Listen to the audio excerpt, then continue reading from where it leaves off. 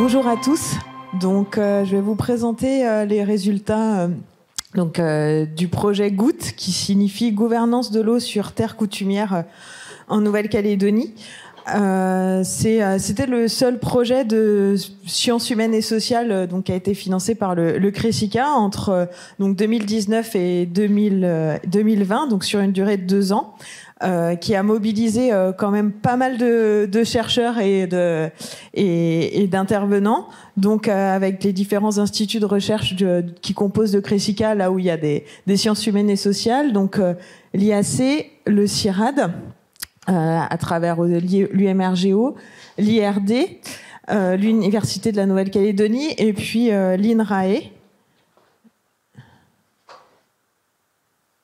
Et l'INRAE qui nous a rejoint un petit peu en cours de route.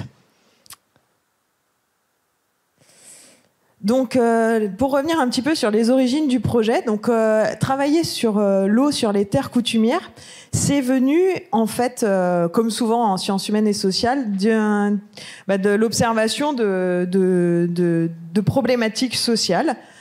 Du coup, on avait pu observer qu'il y avait pas mal de tensions sur la question de l'eau sur les terres coutumières. Donc, on avait fait en 2017 à travers une revue de presse, et on avait identifié qu'il y avait des tensions autour des enjeux de l'eau potable. Hier, Francine en a parlé sur souvent des questionnements autour des enjeux de tarification, le paiement de l'eau, pas forcément toujours acceptable socialement pour une partie des populations, des questions également d'accès, des questions des problèmes de pollution des eaux, une eau particulièrement turbide sur certaines communes en lien avec la mine, de l'alternance et dans certains endroits de périodes d'inondations brutales et dramatiques, je pense notamment à Thio, des périodes aussi où des endroits où il y a beaucoup de pénuries, notamment dans le nord, dans la région de Poum, et puis des lieux où l'eau prend une valeur supplémentaire et elle est sacrée. Donc on a pu, donc il y a des lieux assez connus comme la Crouenne, mais on a également autour, par exemple, des mines, des concessions où certains lieux d'eau, en fait, font l'objet de revendications, de négociations avec les mineurs pour ne pas faire l'objet d'une exploitation. Et puis, le principal constat, c'était un problème de régime, des écarts de régime institutionnel, puisque le domaine fluvial de la Nouvelle-Calédonie exclut les cours d'eau, les lacs, les eaux souterraines sur les terres coutumières. Donc depuis 1998. Donc tout ça fait que pour la Nouvelle-Calédonie, c'est une question qui est importante, cette question de l'eau sur les terres coutumières et sa gestion, sa gouvernance.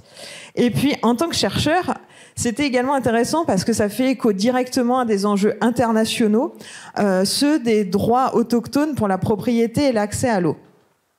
En effet, on a pu repérer pas mal de conflits pour l'accès à l'eau en interconnexion avec souvent les revendications foncières et environnementales, notamment en Amérique du Sud, en Bolivie par exemple. Il y a des enjeux et des projets et des transformations, notamment en termes de droit, qui visent à reconnaître et à intégrer le sacré ainsi que les pratiques locales dans les modes de gouvernance, notamment, je pense au fleuve Whanganui en Nouvelle-Zélande. Donc là, au début des années 2010, donc un peu avant le projet.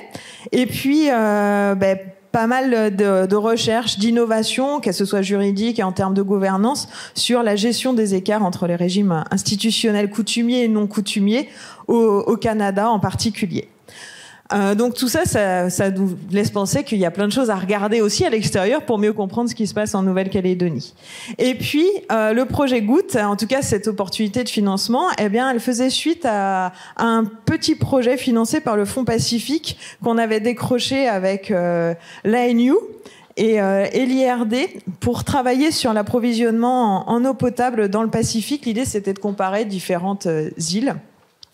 Et où on avait pu développer un premier partenariat en province Nord avec le CGE pour travailler sur les usages de l'eau autour de la Point Bout et dans la perspective du barrage. Donc là, c'est quelques photos que vous avez qui sont des ateliers qu'on avait menés en amont du projet GOOT. Ensuite, du coup, on a eu envie de proposer ce projet-là. L'idée, c'était d'avoir un moment vraiment de recherche pour essayer d'étoffer les connaissances sur le fonctionnement et les usages et la gestion de l'eau sur les terres coutumières pour appuyer la construction de pratiques et de règles de gestion partagées. À l'époque, donc c'était le début de la mise et puis de la PEP. On avait également commencé à avoir des discussions un petit peu avec les coutumiers et le Sénat coutumier.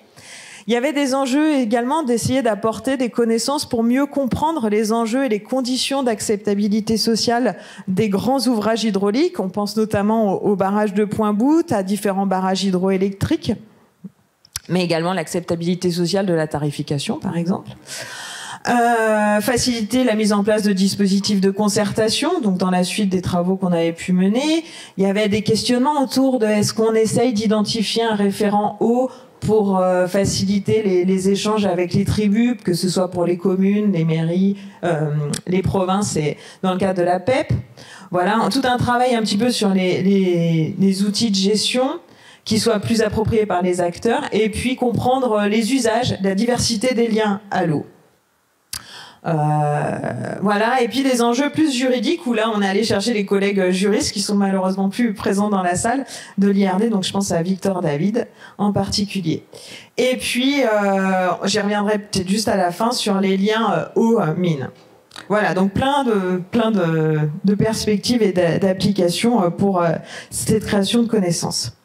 Alors comment est-ce qu'on a quelle approche on a utilisée, comment est-ce qu'on a travaillé. Donc on a essayé d'appréhender l'eau de manière multidimensionnelle. On parle plus que juste de l'eau. L'eau, c'est une chose, c'est un des 4 éléments, ou voire 5 pour Aristote. C'est une molécule chimique, H2O. Donc là, on est du côté des définitions plutôt de Lavoisier. Mais elle est aussi composite, c'est-à-dire que cette eau, même si c'est H2O, à l'intérieur, il y a des bactéries, des animaux.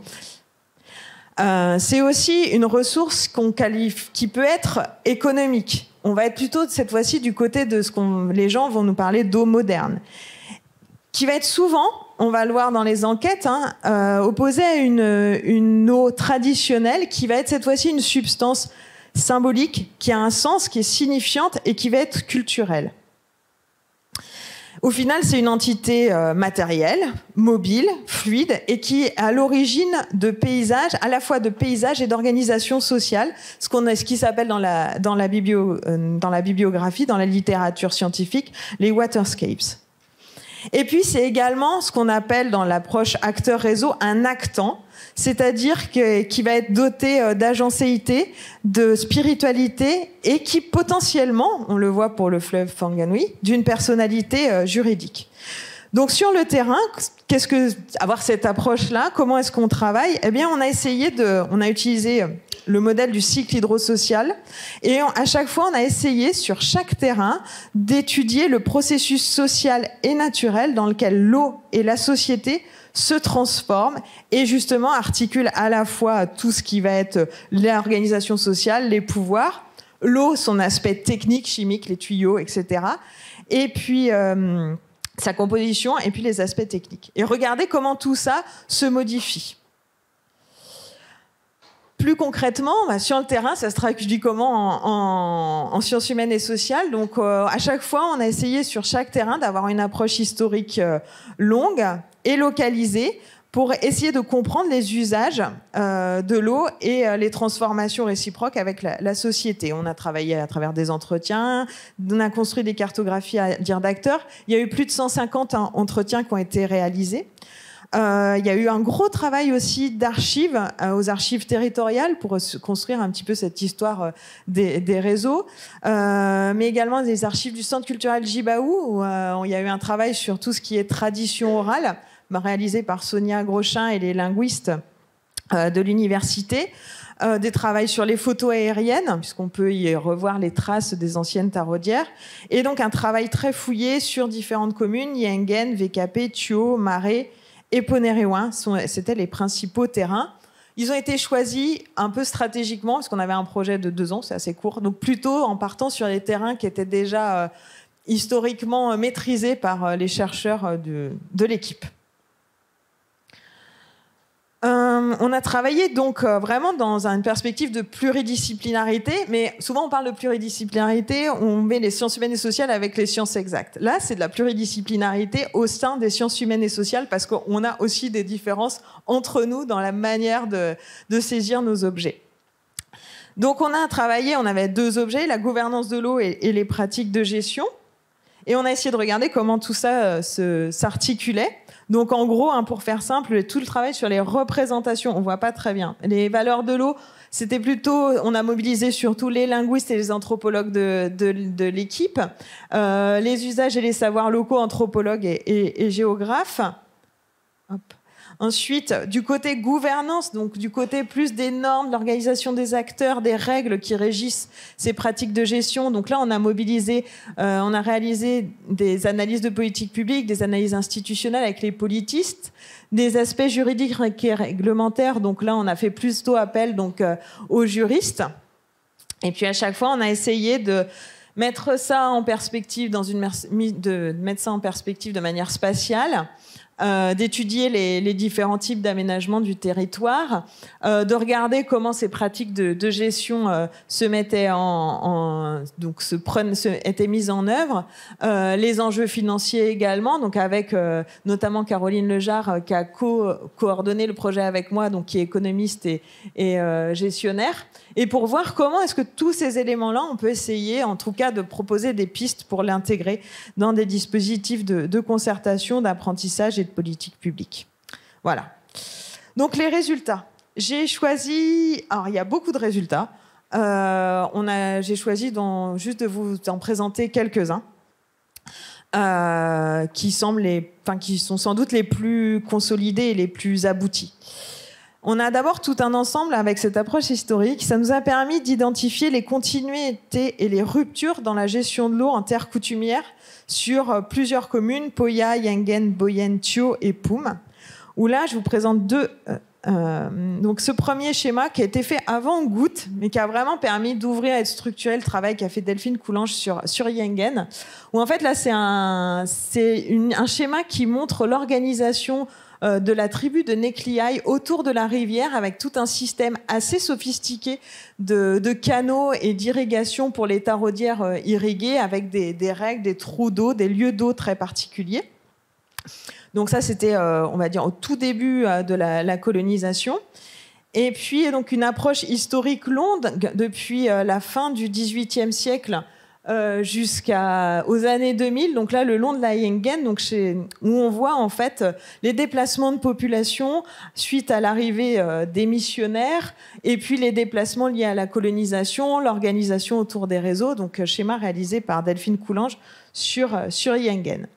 On a essayé de faire un peu ce travail de manière plus ou moins spatialisée, mais en tout cas, ce qui ressort, c'est que sur toutes les communes et les endroits là que j'ai cités, à chaque fois, on retrouve les mêmes événements, en fait.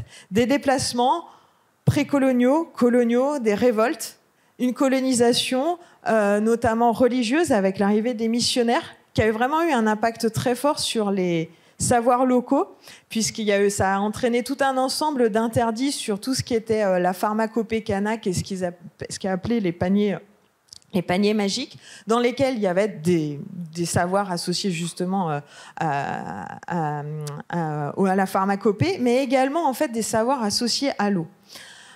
Et du coup, une mise en invisibilité de ces savoirs-là. Il y a eu également des phases avec des dégâts miniers importants. Je pense notamment là sur Poya, où en fait les canaux du haut ont été obstrués. Donc pendant les années 60, pendant le boom du nickel, où il n'y avait pas de réglementation environnementale et où des canaux ont été totalement obstrués. Des réformes foncières. Ce qu'il faut voir, c'est que les changements économiques ont aussi des influences. Par exemple, si je prends Poya, une partie de la population masculine dans les années 60 a été attirés en fait par les possibilités d'emploi salarié, ce qui fait que c'est une partie de ces jeunes hommes qui étaient impliqués dans la gestion de ces grands ouvrages hydrauliques qui nécessitent beaucoup de moyens humains puisque c'est pas du tout mécanisé. Eh bien, ils ont été happés par l'emploi salarié et du coup, c'est d'autres personnes qui ont dû, notamment des femmes, qui n'avaient pas forcément transmis le savoir associé à la gestion de ces canaux. Et petit à petit, sur 10, 15 ans, eh bien, une dégradation de ces ouvrages hydrauliques et les savoirs associés qui ont été mis en difficulté. Bref, tout un ensemble de violences institutionnelles et infrastructurelles qui sont venues modifier la relation entre l'homme et l'eau. Bref, un ensemble de ruptures, d'événements pivots qui constituent aujourd'hui véritablement un héritage. C'est-à-dire quand on va voir les gens, dans le discours, les gens nous racontent ces histoires-là et ça constitue et sont visibles, imbriqués dans le paysage. Ensuite, on a essayé, donc ça c'était la vision un peu historique, aujourd'hui on a essayé de regarder comment ces lieux d'eau, Kanak, ils rencontrent ou pas l'eau moderne. Avoir un peu cette approche de faire une analogie entre l'eau traditionnelle et l'eau moderne, analogie que les gens font partiellement en fait sur le terrain. En effet, l'eau traditionnelle, du coup, on avait tout ce qui était les taraudières avec tout un ensemble de canaux. Taraudières qu'on peut voir sur certaines photos aériennes avec des systèmes de prise d'eau, des canaux, des taraudières, donc qu'on voit encore dans le paysage. Aujourd'hui, sur l'eau moderne, ça va être nos réseaux AEP avec les captages, des réservoirs. Il y a la notion de barrage qui ressort des enquêtes où en fait il va y avoir des pierres et positionnées, des sources et des petits barrages en fait installés dans le paysage. Barrage et captage, du coup, là, avec le barrage et le captage AEP. Et beaucoup d'enquêtes où les gens nous disent qu'ils ont fait le captage là où les vieux prenaient l'eau avant. Du coup, là, à cet endroit-là, on a vraiment une correspondance entre le lieu d'eau traditionnel et le lieu de l'eau moderne. Il y avait également, du coup, on a pu observer dans le territoire des bassins qui sont en fait des anciens réservoirs d'eau avant que l'eau soit distribuée ensuite dans les canaux pour les taraudières. Donc là, que vous voyez sur la gauche. Et aujourd'hui, donc, ce serait plutôt les réservoirs d'AEP. Il y a également, on a pu retrouver dans le paysage des canaux, donc aujourd'hui qui sont complètement envahis par la végétation. Canaux à ciel ouvert. Aujourd'hui, l'eau, elle est encapsulée dans des tuyaux qui empruntent parfois ces canaux. Et puis, il y a longtemps, donc il y avait des tabous autour de certains lieux d'eau. Potentiellement, aujourd'hui, il peut y en avoir encore, et qui pourraient être mis en analogie avec aujourd'hui les périmètres de protection de l'AEP. Donc, en fait, d'un côté, on a une eau qui va être hétérogène, de l'autre, une eau homogène H2O. L'eau traditionnelle elle va être définie par des assemblages, je vais y revenir, des clans, des symboles associés à des animaux également, alors que de l'autre côté, on va avoir une définition qui est vraiment substantive, c'est une chose.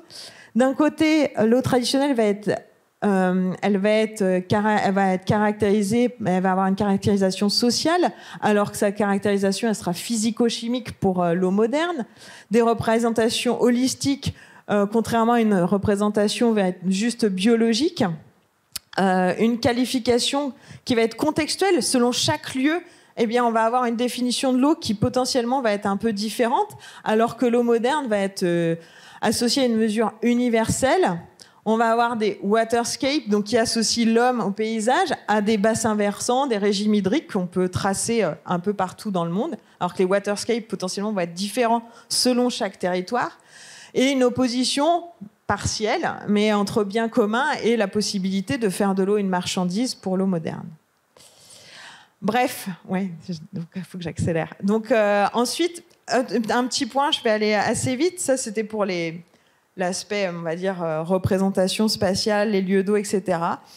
D'un point de vue, tout le travail qui a été fait par les collègues linguistes et beaucoup d'enquêtes également, les enquêtes de terrain, ont montré qu'en fait, les eaux Kanak, elles sont faites d'assemblages et de liens. Des liens par association, l'eau, les animaux, notamment les anguilles et les crevettes, ça va être synonyme d'harmonie. Des liens par circulation entre les hommes, les clans.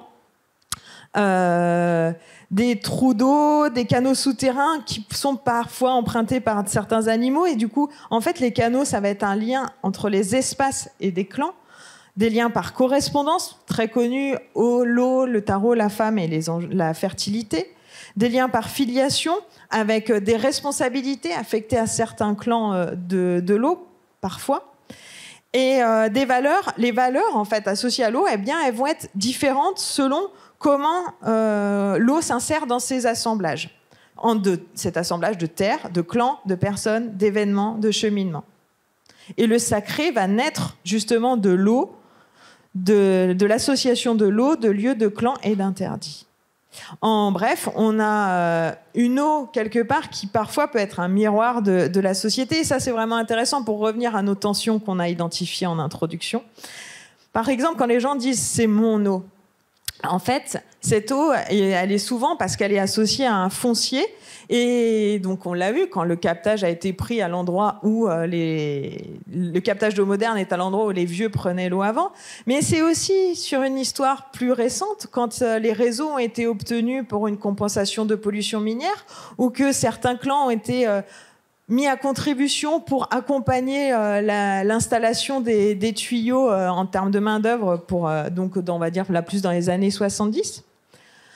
Ça va aider aussi à penser, comprendre les décalages de perception de la notion de gaspillage.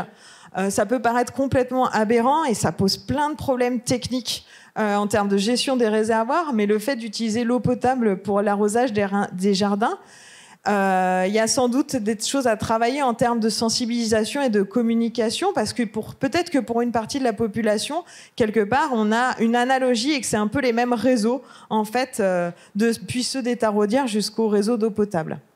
Ça pose aussi des questions sur l'eau dans les communes, le rôle actuel de l'eau, puisque, en fait, peu à peu, les réseaux d'eau potable dans la majorité des communes, se sont substitués à l'organisation sociale et à la gestion autour des tribus et des rivières. Et qu'on a eu un changement, vraiment, les gens nous ont dit on a tourné le dos à la rivière pour se tourner vers les réseaux. Et ça, c'est intéressant parce qu'en fait, si on pense l'eau comme miroir de la société, en fait, le miroir, il va être de bonne qualité, pour faire très simple. Il va être de bonne qualité et ça va fonctionner quand les positionnalités sont respectées. C'est-à-dire qu'on a encore les savoirs, les assemblages qui existent, les clans de l'eau qui sont plus ou moins plutôt identifiés, que ça va être peut-être les fontainiers de ces communes. Ça va être plus facile, justement, pour favoriser la gestion de l'eau sur la commune. Ça pose des enjeux quand on bascule d'une régie à une délégation de service, potentiellement, et un bureau d'études, enfin un délégataire qui lui va peut-être recruter des gens qui vont être de l'extérieur. Et puis dans pas mal de cas, on l'a vu, on a un miroir qui est plutôt distordu par la colonisation et que ça a bouleversé les paysages hydrauliques et ça a délité ces fameux assemblages qui font sens et qui faisaient la gestion de l'eau. Et en fait, ce qu'il faut voir, qu'il soit de bonne qualité ou qu'il soit de mauvaise qualité, ce miroir, en fait, ça constitue aujourd'hui, et ça, je doute pas que vous êtes plein à l'avoir rencontré sur le terrain, c'est qu'en fait, ça va être des ressources discursives. Tous ces événements, ça va être des arguments que les gens vont mobiliser pour devenir acteurs et contribuer à ces instances de gouvernance locale. Et de pouvoir rentrer dans les lieux de négociation, j'ai envie de dire même que dans le forum de l'eau, dans le forum de la PEP, quand on rentre en négociation avec les administrations, avec la mine. L'objectif, c'est pas de justifier, c'est d'essayer de comprendre les ressorts de ces mobilisations. Voilà, je vais essayer de faire vite pour la fin. On a également un ensemble d'activités plus d'appui à la concertation avec les collègues de l'INRAE, du MRGO, avec la PEP, où on a contribué à une formation à la participation du Forum de l'eau de 2019. Et puis une collègue, Kathlina Hameau, qui a rejoint l'équipe et qu'on a accompagnée pour créer le jeu Tiniri Rawa. Elle a suivi une petite formation à l'UMRGO, qui est un jeu de rôle sur les usages de l'eau sur terre coutumière, dans un contexte de vulnérabilité avec une lentille d'eau, où en fait elle a pu réussir à faire du coup jouer et simuler en fait les usages de l'eau sur marée auprès de plus d'une centaine de participants. On a essayé de transférer le jeu à marée.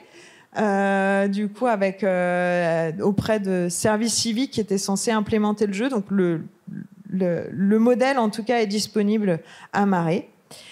Et puis, voilà, juste pour conclure, on a eu toute une réflexion aussi plus politique pour essayer de comparer avec, je vous ai dit, ce qui se fait ailleurs dans le monde et regarder ce qui se fait en Nouvelle-Calédonie. Et ça a permis de réfléchir, donc ça c'était avec Adèle Baumier, une étudiante, sur comment améliorer la prise en compte de l'autochtonie. Et en fait, en mobilisant, faisant une analyse biblio d'une centaine de publications scientifiques et en regardant ce qui se faisait en Nouvelle-Calédonie, eh bien, on a pu proposer une réinterprétation réinterprétation des principes de l'OCDE en termes de bonne gouvernance de l'eau. Et on constate qu'en fait, la Nouvelle-Calédonie, on critique souvent, on dit qu'on n'avance pas, comparativement aux autres pays, il n'y a pas non plus à complètement rougir de ce qui est fait. Il y a vraiment des gros efforts, en tout cas, qui sont faits du côté de la prise en compte de l'autochtonie. Il y a des possibilités d'aller plus loin en continuant le renforcement de l'acquisition et le partage des données sur cette diversité des valeurs, d'essayer peut-être d'explorer des mécanismes de financement alternatifs autour d'échanges, de dons, avec les notions de care notamment. Peut-être continuer à travailler au niveau juridique sur formaliser un système et des règles pour gérer les conflits qui tiendraient compte des différents ordres juridiques. Voilà, et puis plein d'autres pistes que je ne vais pas développer ici. Voilà, les perspectives, du coup, continuer à comprendre ces continuités et ruptures, notamment pour essayer de penser, est-ce qu'on peut mettre en place des référents eau sur tous les territoires, peut-être qu'en fait c'est différent parce qu'il y a plein d'endroits où on a un miroir qui est distordu. Adapter selon les territoires. Ce qui ressort, c'est chaque commune est différente. Je sais que c'est compliqué, c'est un peu décevant de dire ça, mais le constat est là. Innover sur les questions de droit de l'eau et sur l'eau. Et puis la recherche se propose de continuer à essayer de éclairer la composition entre les différents savoirs. Il y a eu un travail l'année dernière dans la suite de Goutte que l'IAC a pu financer sur l'eau dans une commune minière par une étudiante locale qui a fait un travail vraiment remarquable sur Poum, et où en fait elle constate que malgré les efforts des mineurs, en tout cas, à essayer de contrôler l'eau pour des raisons de performance minière, mais également pour éviter les externalités, les pollutions, le constat c'est que justement cette eau plurielle multidimensionnelle, elle déborde tous ces systèmes d'enclavement, d'encapsulement, et elle est résistante à l'enclavement minier, et cette eau plurielle, elle aide à créer de nouvelles relations entre les mineurs et les populations autour. Et enfin, je vais laisser la parole à Olga qui va vous se présenter, puisqu'on va continuer de travailler sur les enjeux de qualité. Elle se présente parce que vous aurez sans doute l'occasion de la rencontrer. Voilà, merci. Bonjour à tous. Donc effectivement, je suis Olga Petavi, donc la doctorante qui va travailler sur une thèse qui s'intitule Gouvernance et savoirs locaux autour de l'eau sur terre coutumière en Nouvelle-Calédonie. Comment appréhender la qualité de l'eau. Cette thèse dirigée par Pierre-Yves Lemeur et Séverine Bouard, donc Pierre-Yves de l'IRD et Séverine de l'IAC qui vient de nous présenter, et en codirection avec Caroline Lejarre du CIRAD. Donc cette thèse qui a un cofinancement CIRAD-IAC. Et donc, comme disait Séverine, cette thèse reprend est la suite du projet Goutte, et notamment, elle cherche notamment non pas à passer par les usages, mais à s'intéresser au lien de l'eau à l'humain, lien de l'eau à la terre, aux langues, notamment à travers cette phrase qui est revenue souvent sur le terrain, l'eau c'est le lien, ou que le Sénat coutumier a dit, il me semble, au Forum de l'eau, l'eau c'est la vie. Ma thèse reprend un peu cette porte d'entrée, mais elle s'en détache aussi du projet Goutte en s'intéressant notamment à la qualité de l'eau, à travers des questions comme qu'est-ce qu'une bonne eau ou comment appréhender la qualité de l'eau. Et donc, juste pour vous expliquer un peu, donc cette thèse sera sur 2 sites principalement, donc Thio en province nord de l'aire de Khalachu, et donc Thio parce que c'est un terrain minier, et donc on a toute cette histoire de conflits, de revendications autour des terres et conflits autour du nickel. Et comme deuxième site, on a Touo, où là, c'est plutôt des problématiques liées aux cerfs, aux cochons qui viennent dégrader les criques.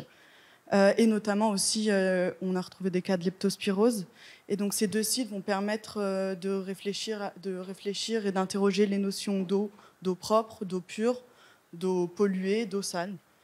Et donc sur ces 2 sites, pour finir, ce qui est également intéressant, c'est qu'on retrouve plusieurs recherches en sciences dures.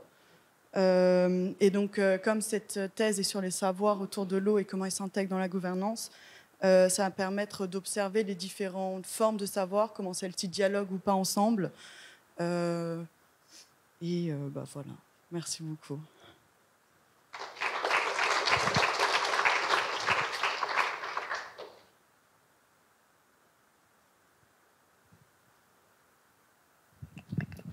Et on va passer maintenant aux questions-réponses.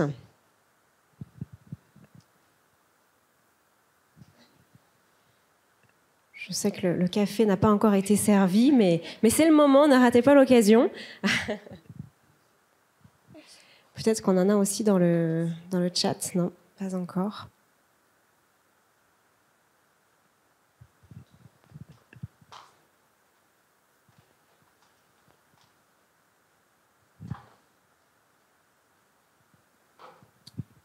Bonjour, Yves Lemonnier, Ifremer.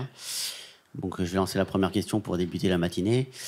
Quelle est la perception en fait des clans sur cette évolution, sur ce changement en fait est-ce qu'ils considèrent ça comme un changement positif ou une perte de savoir qu'ils ont intégré et quelle est la volonté réellement des populations? Je pense que ça doit être variable en fonction des clans, mais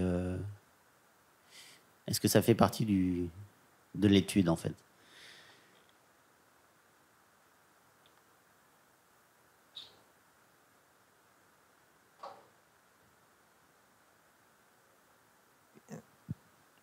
J'ai envie de dire, je pense que c'est pas ni positif ni négatif, ça va être en fonction des moments et justement de l'endroit où ils vont s'exprimer. Je pense que beaucoup de gens, la majeure partie, perçoivent que le passage à l'AEP, d'avoir une eau au robinet est plutôt perçu positivement. Après, je pense qu'il y a aussi plein de fois où justement ça va être perçu comme quelque chose de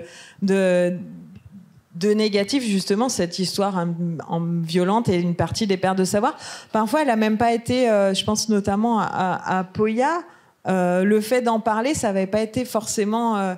c'est le fait d'en parler que les gens ont remis un peu sur la table ces anciens savoirs et reconstruit cette histoire. Je ne suis pas sûre qu'elle soit à chaque fois vécue et complètement perçue, justement, ces transformations, parce qu'elles se sont faites sur un temps très long. Et avec plein de mécanismes compliqués. Donc voilà, je pense que parfois ça va être perçu comme positivement, parfois négativement. Il y a aussi des gens qui font le choix de se déconnecter de l'AEP pour retourner à un captage directement sur le cric. Notamment, c'est pour ça qu'on veut travailler sur les enjeux de qualité, parce que les traitements de l'eau, la chloration, c'est perçu comme quelque chose de pas agréable et pas synonyme d'une bonne eau. Donc c'est là qu'on peut quelque part percevoir quelque chose qui serait négatif sur cette transformation. Donc voilà, je ferai une réponse un peu la normande, parce que je pense que c'est vraiment plutôt ça là, ce qui ressort du terrain. Il n'y a pas de... Les gens perçoivent toute une partie du bénéfice et de l'intérêt. Dans pas mal de tribus, les gens se sont battus aussi pour avoir accès à ces réseaux AEP, ou en tout cas, ils ont contribué au travail. Parfois, ils se sont plaints parce que justement, l'eau, il n'y avait plus d'eau, ou notamment, je pense à Poya, avec des mécanismes d'alliance entre des gens des tribus, avec quelques Européens de la plaine qui se sont tous retrouvés... dans une situation où ils avaient une eau qui était plus consommable. Et du coup, ils ont réclamé le creusement d'un forage, par exemple, qui a été financé, négocié auprès du mineur. Donc voilà, ça va vraiment dépendre à chaque fois des endroits. Et je pense que c'est plutôt un miroir à deux faces, du coup, cette fois-ci, pour reprendre l'image du miroir.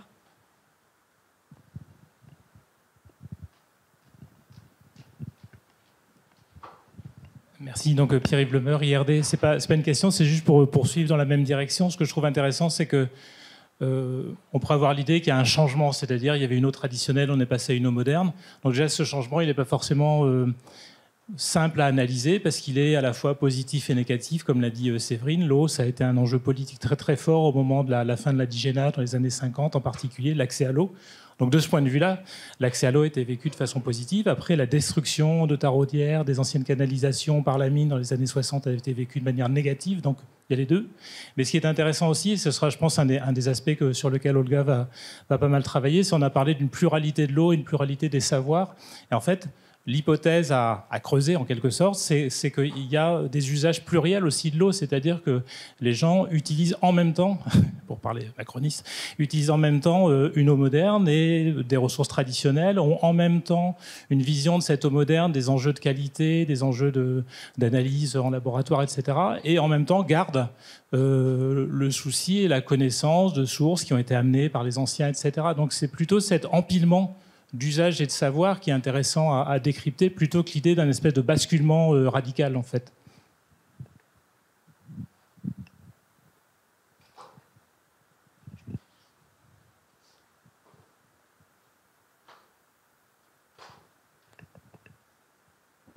Oui, Francine Baumann, épidémiologiste. Pour compléter en fait cette discussion, moi, je peux juste donner quelques petits témoignages, comme j'ai été beaucoup sur le terrain un peu partout. Ça m'a beaucoup frappé en fait, justement, tu disais positif et négatif. Par exemple, à Lifou, la grande majorité des gens ne veulent pas utiliser l'eau du robinet. Ils ont presque tous gardé des réservoirs d'eau de pluie et ils me posaient la question qu'est-ce qui est mieux, parce qu'en fait ils aimaient pas l'eau du robinet parce qu'elle est prise en sol corallien et elle est chargée de calcaire. Effectivement, pour la peau, pour les cheveux, c'est pas très agréable.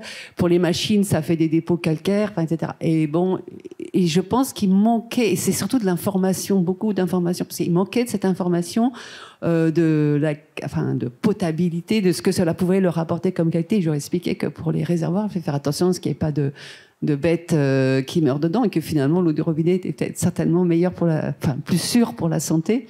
Des choses comme ça. Après, tu as parlé de Nécliaille aussi, à l'époque où j'étais faire des prélèvements là-bas, dans toute cette région. Il y avait un conflit parce que dans la tribu de Montfaoué, de l'autre côté, l'eau était prise dans la rivière qui, en fait, se retrouvait très polluée et vous ne pouvez plus continuer à utiliser cette eau, donc de captage.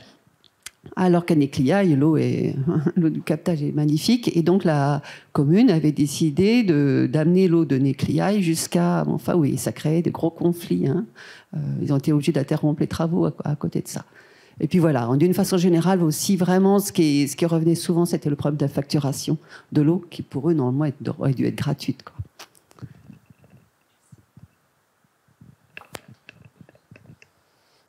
Est-ce qu'il y a d'autres questions ou témoignages? Juste compléter par rapport à Francine sur le fait d'amener l'eau dans une autre tribu. Il y a eu beaucoup de récits à la fois sur le terrain, je pense à Thio, mais aussi c'est ce qu'a pu aussi voir Sonia Grochin dans les traditions orales, et juste quand il y avait l'eau était associée à certains clans potentiellement, et donc il y a en fait ça se construit un chemin de l'eau, et transférer de l'eau, c'est censé suivre des règles et des coutumes particulières. En tout cas, il y a des passages sociaux à faire, des événements sociaux à organiser pour justement faire que ce transfert de l'eau puisse se faire. En tout cas, historiquement, les vieux ont amené l'eau avec tout un ensemble d'histoires. Et ça se retrouve à la fois dans les traditions orales et je pense notamment à des enquêtes qui ont été menées à Thio où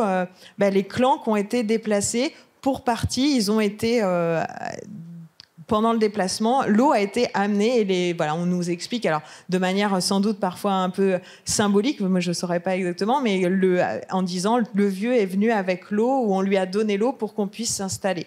Et du coup, on a ce découpage ou la possibilité d'avoir accès à un cric à cet endroit-là. Et ça, c'est le produit d'un accord social à un moment dans l'histoire, parfois lointain. Et donc, ça veut dire qu'aujourd'hui, quand en termes d'eau moderne, on veut faire transférer ces transferts d'eau, eh bien, ça veut dire que pour la commune, il y a sans doute un intérêt à accompagner justement cet accord à mener entre ces deux groupes sociaux, que ce soit de Nécliaille et de Montfaoué. Et là, je pense qu'il y a vraiment des pistes de travail à développer. C'est des sujets dont peuvent se saisir les aires coutumières, le Sénat. De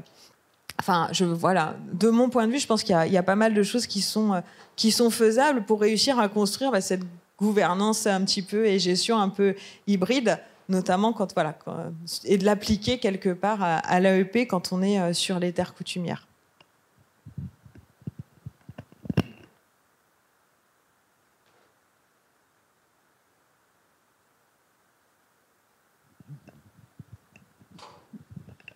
Bonjour, Marine Aubert. Je travaille dans la gestion et la restauration des bassins versants AEP à Wailou.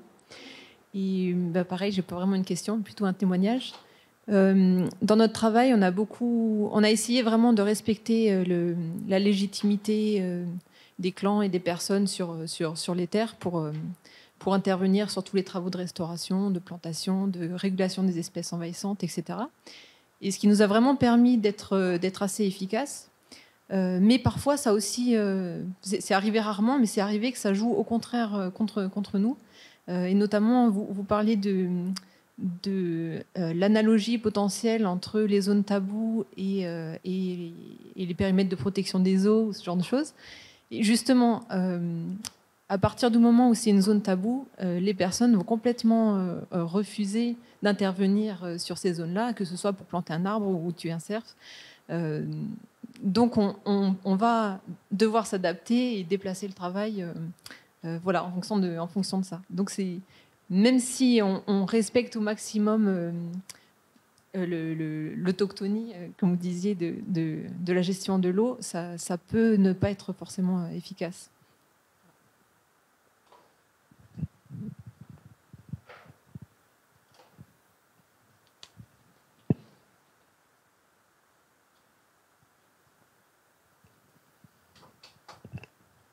Bonjour, je suis Benji, je suis étudiant au Nord.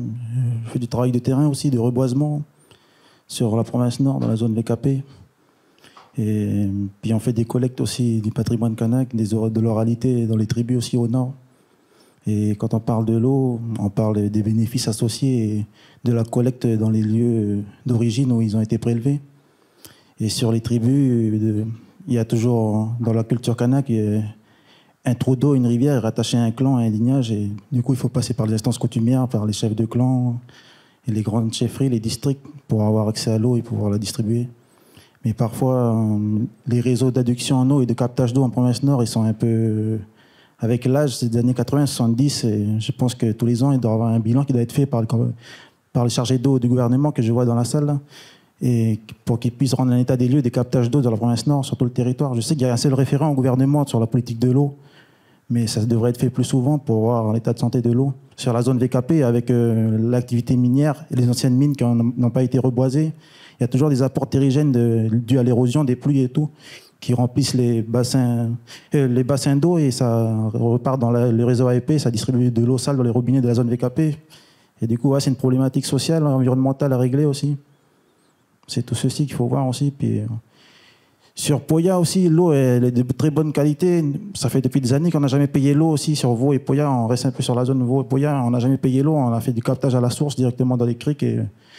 Mais le souci, c'est quand il pleut, l'eau elle est sale. L'idée, ce serait de capter carrément la ressource en eau dans des zones aquifères, faire de la prospection et puis prendre la ressource sous terre. C'est la meilleure solution pour éviter les problèmes de El Niña et à la pluie qui passe et tout. En surface, c'est de la bonne qualité aussi en province Nord, mais voilà, il faudrait trouver des alternatives aussi au cas où il y a des phénomènes d'El Niña, de la pluie et tout.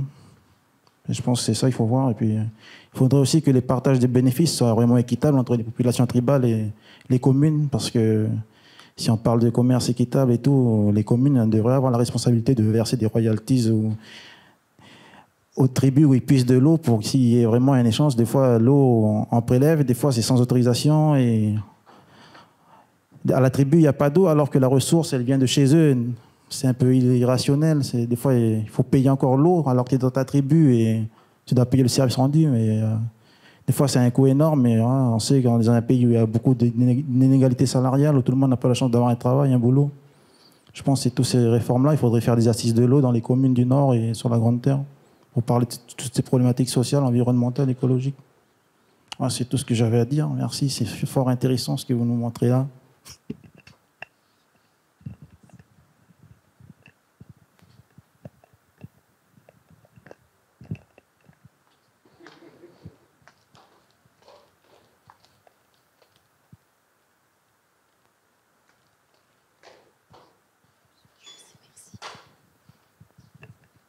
Bonjour, Pearl Winchester, du coup, service de l'eau de la Davare. Donc, merci Benji pour ton intervention. Et nous, on t'entend. Hein. Malheureusement, il y a 6000 cours d'eau, on a 2 agents pour la qualité. Donc, c'est un peu compliqué d'être partout. Donc on fait de notre mieux, mais oui, j'avoue que c'est difficile de tout suivre et de tout connaître et de tout réussir. Donc là, nous, on travaille avec l'œil pour justement, sur la partie périmètre de protection des eaux, d'essayer d'avoir des indicateurs, notamment avec les images satellites, etc., pour améliorer un peu nos connaissances, parce que sur le terrain, on n'est pas assez nombreux pour y arriver. On essaie de demander de l'aide aussi aux communes et aux provinces, et bon, voilà, on va y arriver, je sais qu'on va y arriver. Mais bon, on y travaille en tous les cas. Moi, j'avais une question du coup pour Séverine. Vous avez rencontré le Sénat coutumier, vous avez présenté ces résultats au Sénat coutumier? Non, ok. Ça marche. Est-ce que ça marche? Oui. On n'a pas fini... Enfin, moi, j'ai pas fait la diapo sur les difficultés du projet. Au final, il s'est fini en 2020 avec deux... Enfin, l'équipe a fait un super travail de terrain malgré le Covid. Franchement, vraiment, chapeau à toute l'équipe. Après, en termes de difficultés, ça a été, je pense, le fait que Caroline, Lejar, donc, qui est économiste et gestionnaire, on aurait pu sans doute travailler, aller plus loin en termes de transfert, de réflexion sur les outils d'appui à la concertation. Le fait qu'elle puisse pas venir en mission depuis l'Europe, bon, ça a forcément limité. Et puis le travail de restitution, il a été fait sur les communes où il y a eu des enquêtes approfondies. Ça, à chaque fois, ça a été fait. Mais après, là, elles sont en train de se faire, en fait, les restitutions, voilà, de ce point de vue-là, avec, on va dire, plutôt les instances territoires, si on peut dire ça comme ça. On a commencé par les échelles locales, où là, ça a été bien tout fait à Yengen. J'ai pas parlé du travail qu'a fait Juliette Renaud également, où il y a eu une petite étude qui a été faite sur les enjeux d'assainissement, d'eau propre et d'eau sale sur Yengen. Travail qui a été fait à la demande, en fait, notamment de la mairie de Yengen. Voilà, j'ai pas non plus, je suis pas rentrée dans le détail des aspects juridiques parce que je maîtrise pas bien, c'est vraiment une spécialité à part. Mais voilà, il y a eu d'autres. Voilà, on a aussi essayé d'explorer des sujets qui étaient peut-être moins identifiés, on va dire. On peut aussi regretter de pas avoir pu plus travailler aussi de manière approfondie et longue aux îles Loyauté où il n'y a pas d'eau de surface. Et donc, quand même, je pense que en termes de symboles, les choses se jouent peut-être un petit peu différemment par rapport à... Il y a des lieux d'eau, mais les choses se jouent peut-être un peu différemment. On a fait ce travail d'appui à la concertation sur la lentille d'eau. Donc voilà, il y a sans doute encore plein de perspectives et de beaux projets à faire sur ce sujet-là. Voilà.